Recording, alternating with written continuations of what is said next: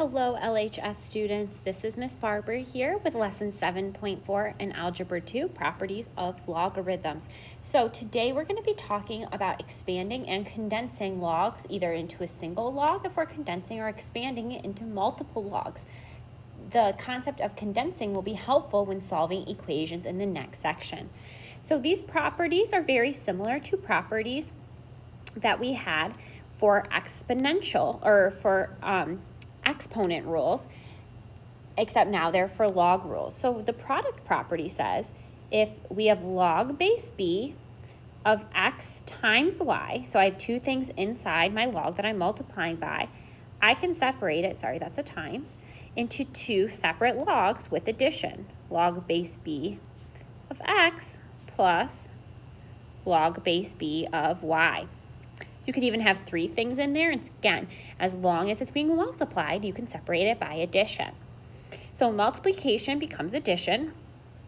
So division, you might guess, is going to become subtraction. Log base b of x divided by y is going to be log base b of x. And because y is in the denominator, I'll be subtracting my y. So if it's in the denominator, it's subtraction. If it's in the numerator, then it's multiplication, and it will be addition. And then lastly, the power property has to do with exponents. If I have log base b of x to the y, so y is my exponent, what's going to happen is this y is going to be able to come down in front of my log, and that is going to become y times log base b of x.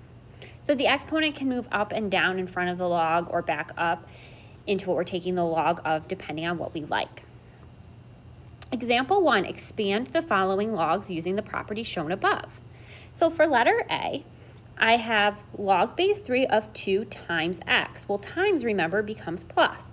So it's going to be log base 3 of 2 plus log base 3 of x. So 2 and x each get their own log.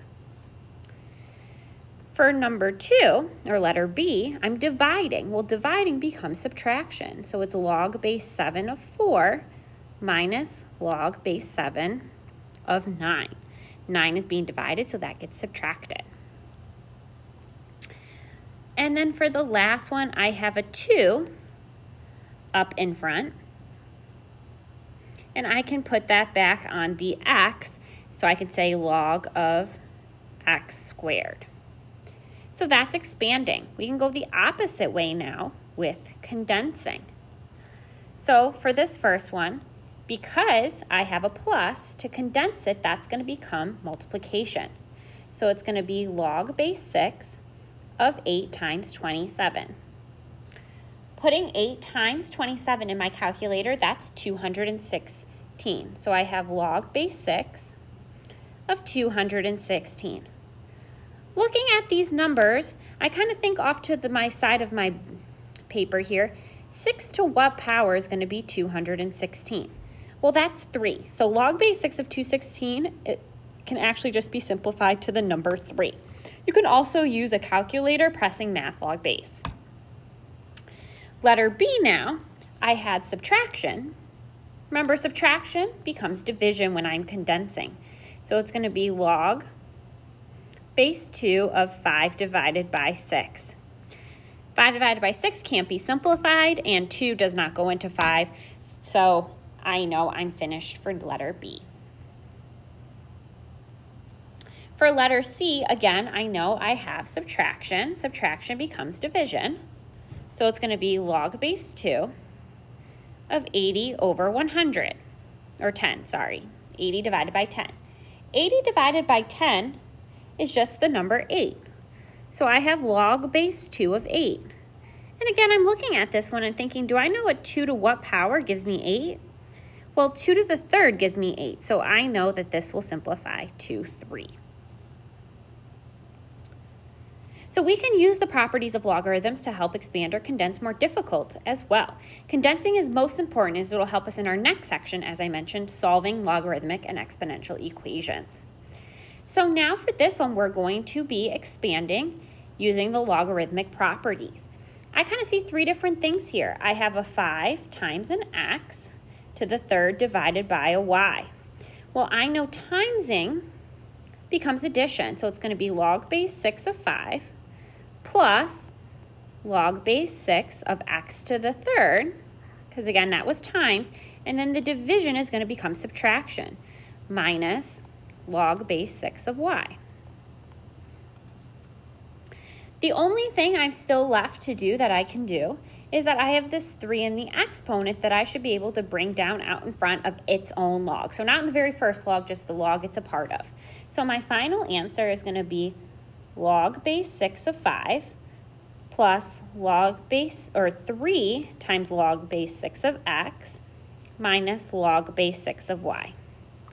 Scanning over the problem, nothing can be simplified at all, so I know I'm done. Let's look at letter B now.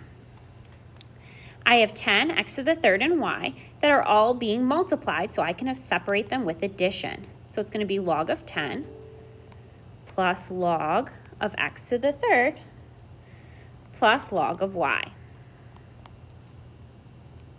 Again, my exponent can be brought down in front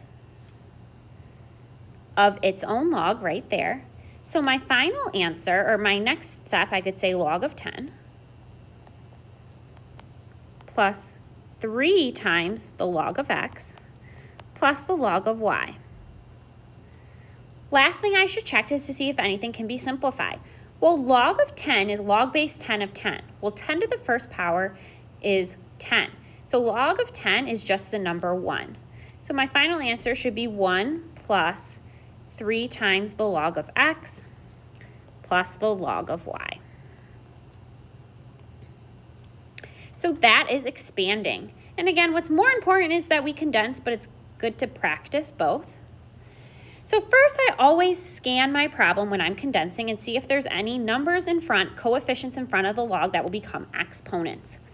Looking at letter A, I have a 3 in front of log of 3 that I know will become an exponent on 3.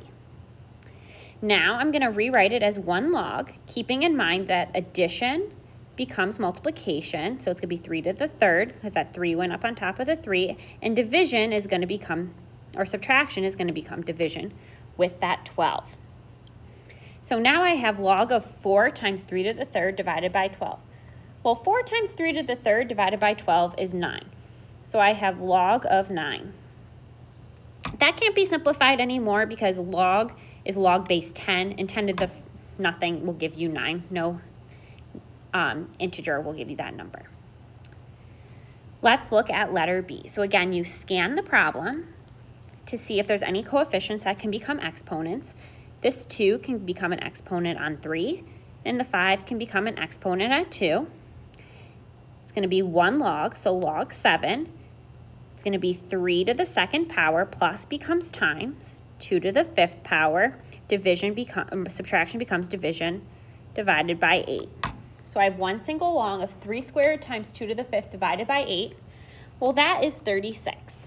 So I have log base 7 of 36, and that cannot be simplified anymore because 7 to no whole number exponent will give me 36.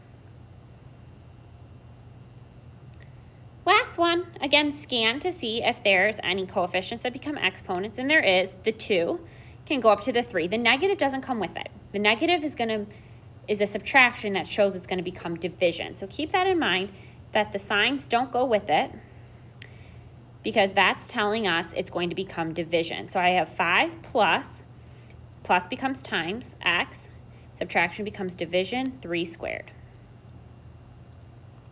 Well, 3 squared is 9, so I have log of 5x over 9, which can't be simplified further. So that's my final answer. So that is expanding and condensing logs, which is a major part of this lesson. The next part is just some extra properties of logs that we should know. The log base B of B is always just going to be 1. So if you have the base and then you're taking the log of the same number, that's going to be 1. And the reason is because if I rewrote this in exponential form, b to the first equals b, and we know that to be true. So that makes sense why log base b of b is just 1. Log base b of 1, so if you take the log of 1, regardless of the base, you're always going to equal 0. And that's because b to the 0 is always 1. Anything raised to the 0 power is 1. So if you take the log of 1, you'll always get 0 as an answer. Log base b of b to the x is always going to just be equal to the x, which is the exponent, because remember, log base b of b is going to equal 1. That's for my first property. And I can take my x and write that out in front. Oops, sorry. This x and put it out in front. So x times 1 would just be x. So exponential, it's just b to the x equals b to the x. And then last one, b raised to the log of the same b, base, is x. And for a very similar reason as the one above, I could write it as log base b to the x is equal to log base b of x, just writing that exponential in logarithmic form. So the b and the log base b kind of cancel, you could think, and you're left with just x. So simplify the following: 10 raised to the log of 4. Well, remember, even though it's not written there, log is log base 10, because if there is no base written, it's just 10. So this is basically following my last example up here, and I have a base and the log of the base of the same thing, so my answer would just be 4. Second one, log base 6 of 6 to the x. Well, 6 of 6 to the x is 1, and then I have an x out in front. So this follows my third example there. So it'd be x times 1, which is just x.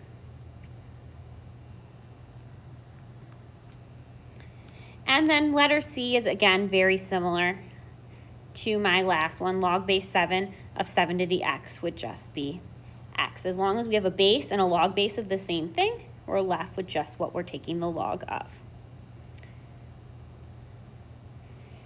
The change of base formula is helpful if you're trying to find the log of something that's not base 10 and you don't have a more sophisticated calculator like the ones we have in class. So some calculators don't allow you to change the base to anything other than 10. So this change of base formula is helpful for finding the base of something else. The change of base formula, if I have log base b of a, that's the exact same thing as the common log of a divided by the common log, so log base 10 of b. It says our calculators cannot evaluate any logs that have something other than base 10, and that's not true. But again, that is true for some older calculators. So if your calculator can't allow you to change the base, you could always use this formula instead. Notice my base becomes the base of the bottom, and then the a stays on top. So use the change of base formula to evaluate the expressions. So I have log base 6 of 5, so change of base would say it's the common log of 5 divided by the common log of 6. So on your calculator, you can now just use the log button that's right next to number 7 and type in log of 5 divided by log 6. If you put that in your calculator, you're going to get something like roughly 0.90. And again, make sure you're actually trying this yourself. For the next one, it'd be the log of 1 divided by the log of 3. And again, you could just use the regular log button next to 7 on your calculator, and you would get 0. We actually already knew this was going to be the case, because if we look up here, we know that whenever we take the log of 1, we're going to get 0. Lastly, letter C, if I do log of 0 divided by log 6, you're going to get an error message in your calculator. The reason is because we cannot take the log of 0. So this is just no solution. And the reason you can't take the log of a negative number or 0, it has to be greater than 0 to take the log. Same thing here. The log of -1 divided by the log of 2, you're going to get an error message because we can't take the log of a negative number. Because no base raised to an exponent is going to give you a negative number. So keep that in mind, what logs mean.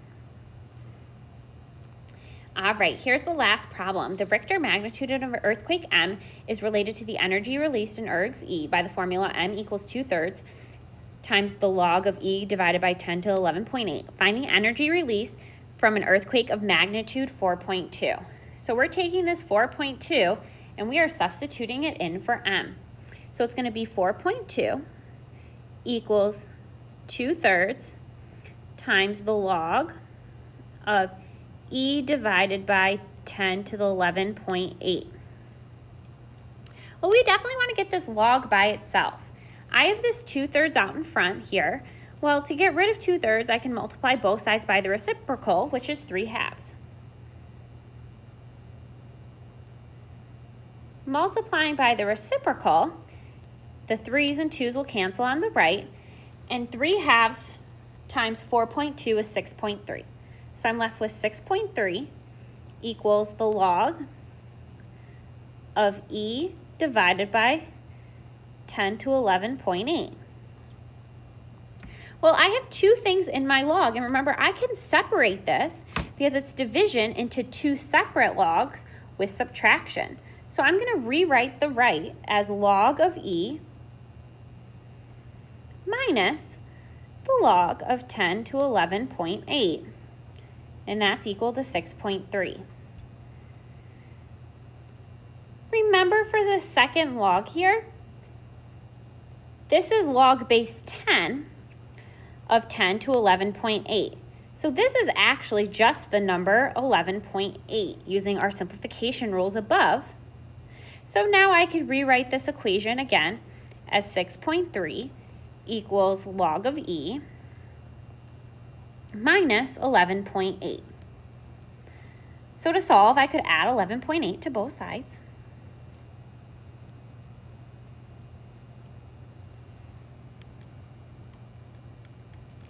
By doing that, I get 18.1 equals the log of E. And I want to find out what E is. Well, remember, this is log base 10. So I could rewrite, and we're going to talk way more about this tomorrow, rewrite this log in exponential form. So using my knowledge of logs, this is the same thing as 10 to the 18.1 equals E. So E is 10 to the 18.1. So 10 to the 18.1